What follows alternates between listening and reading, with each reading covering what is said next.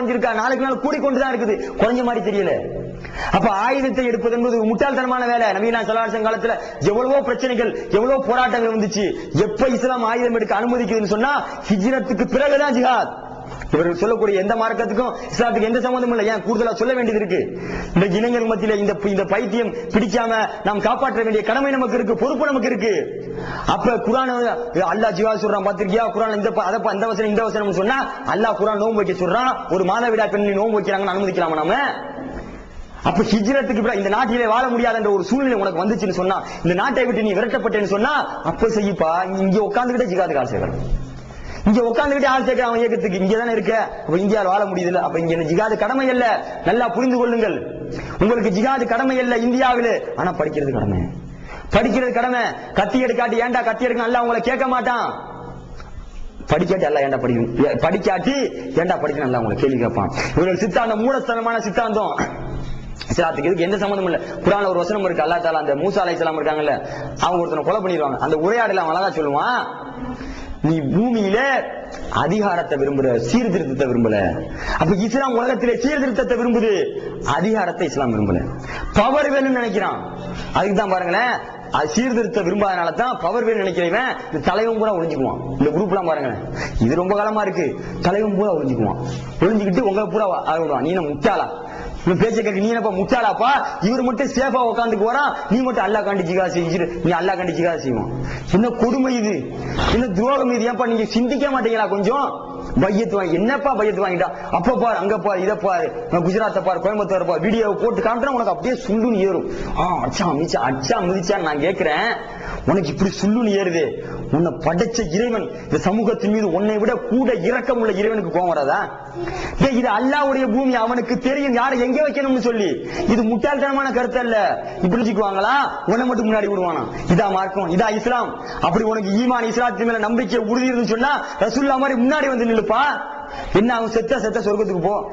ஜிஹாது நம்புறையில உயிரை விட்டா கண்டிப்பா சொர்க்கணும், கபூர் வேதனை கூட கிடையாது நம்புறையில, நம்பிக்கை இல்ல, மறும நம்பிக்கை இல்ல, அவன் மட்டும் ஒளிஞ்சுக்குவானா, உன்னை மட்டும் சாக விடுவானா? இது முட்டாள்தனமான கொள்கை இல்லையா? என்னப்பா ஹிக்மத்து? என்ன இதா ஹிக்மத்து? கத்திய தூக்குற ஹிக்மத்து? அவன் துப்பாக்கி சொல்லி சாவடிச்சிருவான் நம்மள. இது முட்டாள்தனம். இஸ்லாம் சொல்லாது. இதுக்கு இஸ்லாத்துக்கு எந்த சம்பந்தம் இல்ல. இதெல்லாம் வேற சித்தாந்தங்களா இருக்கலாம். கத்தியை தூக்குறது, அறுவாடை தூக்குறது, புரட்சி செய்யறது, அப்படி இப்படிங்கிறதெல்லாம் ஒரு கம்யூனிஸ்ட் சித்தாந்தமா இருக்கலாம், சோசியலிஸ்ட் சித்தாந்தம். இதற்கு இஸ்லாம் சம்பந்தம் இல்ல. சிம்பிளா சொல்ற பாருங்க, இதெல்லாம் என்னன்னு சொல்லி, திருப்பத்தூர்ல ஒரு வீடு எனக்கு சொந்தமா இருந்தா அது என் ஆசை, அதுக்காக நான் முயற்சி செய்யறேன், ஒரு வீடு கட்டுறேன்.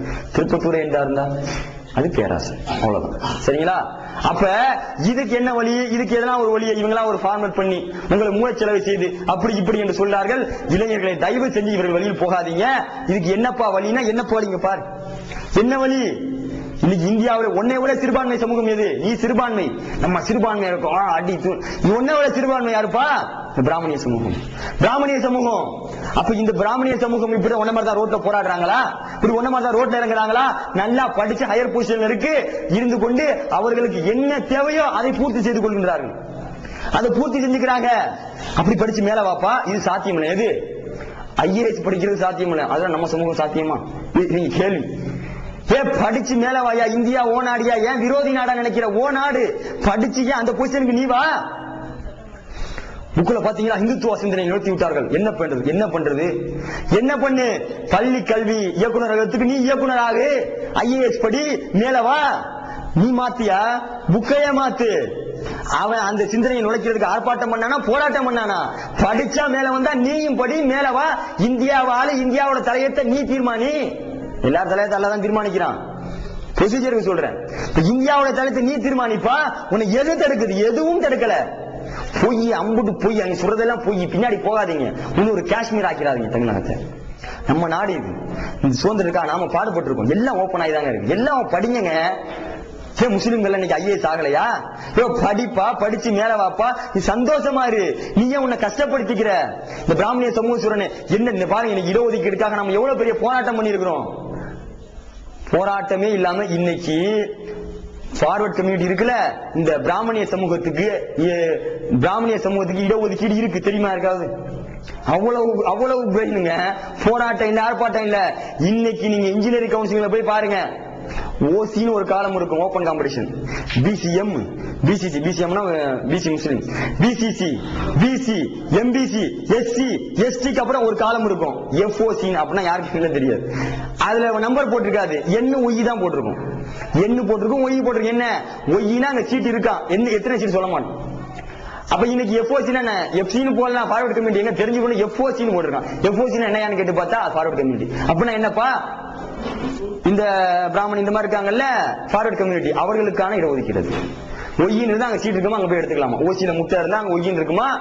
உன்னையோட கூட இடஒதுக்கீடு வாங்கி வச்சிருக்கான். எந்த போராட்டமும் இல்ல, எந்த ஆர்ப்பாட்டமும் இல்ல. என்னப்பா இது, ஏன் அந்த துறைக்கு நீங்க வர மாட்டேங்கிறீங்க? என்ன ஒரு கஷ்டமும் இல்லையே, படிக்கிறது கஷ்டமா, சண்டை போடுறதா ஏன் கஷ்டம், சோத்துக்கு சாகணும், முன்னாடி தெருவில் நிற்கும். நீ நாளைக்கு ஏதாவது பண்ணி விட்டு போனா மொத்த முஸ்லீம் சமூகத்தை அள்ளிட்டு போயிடுவான். அப்ப முதல்ல அதை விட்டு வாங்க. அது போய் கற்பனை, இஸ்லாத்துக்கு எந்த சம்பந்தம் இல்ல. சும்மா குர்ஆன் வீடியோ, அந்த வீடியோவை காமிச்ச உடனே ஆகா ஓகோன்னு சூடு ஏறுது. இதை விட அல்லாஹ் தஆலா தன் சமூகத்தின் மீது கூட அக்கறை வச்சிருக்கான், கருணை வச்சிருக்கான். நீ தனியால உன்னால ஒண்ணும் பண்ண முடியாது. நல்லா புரிஞ்சுக்குது, அல்லாஹ்வுடைய பூமி, அவனுக்கு தெரியும் யாரை எங்க வைக்கணும், யாரை எங்க வைக்க கூடாதுன்னு. அப்ப அல்லாஹ்வுடைய பூமியில நீங்க ராஜாங்கம் பண்ண முடியாது. இவன் அதிகாரத்தை விரும்புறான், அப்படி ஒளிஞ்சுக்குவான், உங்களை எப்படி சாக விடுவான். நாளைக்கு எதனா இந்த நேபாள மாதிரி நாளைக்கு எதனா ஒரு பெரிய அரசாங்கம் அந்த இதுக்கு இவரு வந்து நிப்பாரு, நான் தான் இந்த அமைப்புக்கு தலைவர், வாங்க. இவர்கள் இஸ்லாமிய ஆட்சி உருவாக்க மாட்டாங்க, ஆக்க போறதும் இல்ல. நிறைய பேர் இந்த மாதிரி சித்தானங்களை சொல்லி அறிந்தவர்கள் இருக்காங்க, சக்சஸானவங்க இருக்காங்க. நீங்க சேகுவாரா எடுத்துக்கொள்ளலாம், அவர்லாம் சுடப்பட்டு இறந்தார். இதே பிறல் காசுவா எடுத்துக்கொள்ளலாம், அவர்லாம் சாதிச்சார். இதுக்கு நான் என்ன சொல்றேன்னா, இதுக்கு இஸ்லாத்துக்கு சம்பந்தம் இல்லை. இஸ்லாம் சீர்திருத்தத்துக்கு விரும்பக்கூடிய மார்க்கம், அதிகாரத்தை விரும்பக்கூடிய மார்க்கம் அல்ல. இவன் சொல்றான் அதிகாரத்தை பெற்றவன சீர்திருத்தலாம். என்னைக்கு இவன் கையில் அதிகாரம் வருதோ அப்ப இந்த சமூகத்தை அழிக்க நாடுவான், உயர்த்த நாட மாட்டான். ஏன் இப்பவே ஒரு பயந்தாங்கோலி வெளியே வர மாட்டேங்கிறான். இப்பவே ஒரு பயந்தாங்கோலி, இப்பவே மறுமை நம்பிக்கை இல்லாதவர்கள் ஏன் வெளியே வந்தா கொண்டா செத்த போப்பா சொர்க்கத்துக்கு, அந்த பர்பஸ் தான் இந்த உலகத்துக்கு வந்திருக்க, அந்த பர்பஸுக்கு தான் இந்த உலகத்துக்கு வந்திருக்க. சொர்க்கத்துக்கு போக இப்ப வெளியே வா, சாகு, சொர்க்கத்துக்கு போ. மறுமை நம்பிக்கை இல்லாதவர்கள். அப்ப இளைஞர்களே படிங்க. எல்லாரும் படிச்சு சாதிச்சுட்டாங்க, நாம படிச்சு சாதிக்கிறாங்க. எல்லா அக்கிரமத்திற்கு அநியாயத்துக்கு முற்றுப்புள்ளி வைக்கலாம். அதுக்கு நீ படி, ஐஏஎஸ் ஆக, ஐபிஎஸ் ஆக, குரூப் 1 எக்ஸாம் வந்து சப் கலெக்டர் ஆக, அந்தந்த துறைகளுக்கு போப்பா. எல்லாரும் ஒன்னே மாதிரி தான் ரோட்ல நின்று கொண்டிருக்காங்களா? எல்லாரும் ஒன்னே மாதிரி தான் தெருவில் நின்று கொண்டிருக்கிறார்களா? இல்ல அவர்கள் சாதிக்கலையா, படிச்சு அவங்க சாதிக்கலையா? நீ ஏன் படிச்சு சாதிக்க கூடாது? நீ பொட்டியத்துக்கு வெளிநாட்டுக்கு போறதுனாலதான் ஓங்காசை வாங்கி வச்சுக்கிட்டு இன்னைக்கு நம்ம நினைச்சு கொண்டிருக்காங்க. இளைஞர்களே, உணர்வுகளுக்கு மதிப்பு கொடுக்காதீங்க, அறிவுக்கு மதிப்பு கொடுங்க, யோசிங்க, சிந்திங்க, நிச்சயம் வழி பிறக்கும். அப்ப இந்த மாதிரி குரூப்புகளை நீங்க புறக்கணிங்க, இதுக்கு பின்னாடி போயிடாதீங்க. இப்படி அள்ளிட்டு போக ரெடியா காத்துக்கிட்டு இருக்கான். அந்த மாதிரி பாத்தீங்கன்னு சொன்னா, அப்ப முஸ்லீம் ஆகிய நாம், நமக்கு மத கடமையா இருக்கக்கூடிய நீங்க இந்த ஜிஹாத் எல்லாம் இப்ப உங்களுக்கு இந்தியாவில கடமை இல்ல, அதை புறக்கணித்து விட்டு இந்த கல்வி என்ற ஒரு ஆயுதத்தை எடுங்க, அறிவாயுதத்தை ஏந்துங்கள். அருவாள் ஆயுதத்தை ஏந்தாதீங்க, அறிவு ஆயுதம் படிங்க. படிச்சு கத்தியை விட பேனா பெருசு. இந்த 2% சமூகம் இருக்கக்கூடிய இன்னைக்கு இந்தியாவை ஆட்டிப்பட, அப்படி நீ ஆட்டிப்படையாம்பா, படிச்சு மேலவா, நாம் சாதிக்க முடியும் என்பதை புரிந்து கொள்ளுங்கள். படிப்புனா என்ன படிக்கணும்? சும்மா ஐடிஐ டிப்ளமா படிச்சாலும் அந்த சமூகத்தை முன்னேற்ற முடியாதுமா. நீ ஐடிஐ படிச்சு டிப்ளமா படிச்சு 100 வருஷம் ஏன் சொன்ன இப்படி கீழே இறங்குது, டீப் ஸ்லோப் கீழே போய்கொண்டே இருக்குது, இன்னும் கீழே போய்கிட்டே இருக்குது. டீப் ஸ்லோப் இன்னும் கொஞ்சம் கீழே இறங்குச்சுன்னு சொன்னா இந்த சமூகத்தை அல்லாதான் காப்பாற்றணும் இருக்கு. அப்படி கீழே போய்கொண்டிருக்கக்கூடிய சமூகத்தை தடுத்து நிறுத்தி நாம் மேல கொண்டு வரணும்னு சொன்னா இன்னும் ஐடிஐ டிப்ளமா இந்த பிகாம் பிஏன்னு படிச்சுக்கிட்டு இருந்தா முடியாது. என்னவோ படிப்பு, ஏதோ படிப்பு, எப்படியா படிப்பு படிச்சுக்கிட்டா முடியாது. உயர் கல்வி கற்க வேண்டும். இது எமர்ஜென்சி, ஒரு எச்சரிக்கையா சொல்றேன். நாம் அனைவரும் உயர் கல்வி கற்று நம்முடைய சமூக பாதுகாப்பையும் சமூக கட்டமைப்பையும் உறுதி செய்ய வேண்டும். நம்முடைய ஆரோக்கியத்திற்கான ஒரு பாதுகாப்பை நாம் உறுதி செய்ய வேண்டும் என்று சொன்னால் உயர் கல்வி கற்க வேண்டும். ஹையர் எஜுகேஷன் படிக்கணும். அப்படின்னா என்ன? இந்தியாவுடைய தொழில்நுட்பத்தை தீர்மானிக்கக்கூடிய அந்த ஐஐடி, ஐஏஎஸ்சி, என்ஐடி, அண்ணா யூனிவர்சிட்டி போன்ற உயர் கல்வி, அந்த பொறியியல், தொழில்நுட்ப பல்கலைக்கழகங்கள் நாம் படிக்கணும். இந்தியாவுடைய பொருளாதாரத்தை தீர்மானிக்கக்கூடிய ஐஎம் அதுல படிக்கணும். இதுல எல்லாத்துக்கும் 27% இடஒதுக்கீடு இருக்கு. அந்த மாதிரி இந்தியாவுடைய தலையெழுத்தையே தீர்மானிக்கக்கூடிய அல்லதான் தீர்மானிக்கிறான். இருந்தாலும் நீங்க ப்ரொசீஜருக்கு சொல்றேன், இந்த ஐஏஎஸ் ஐபிஎஸ் போன்ற ஏறக்குறைய 17 துறைகளை ஆளக்கூடிய அந்த யூபிஎஸ்சி எக்ஸாம் எழுதி போகணும். தமிழகத்தினுடைய அந்த தலையெழுத்தை தீர்மானிக்கக்கூடிய அந்த குரூப் 1 எக்ஸாம்ல முஸ்லிம்கள் அதிகம்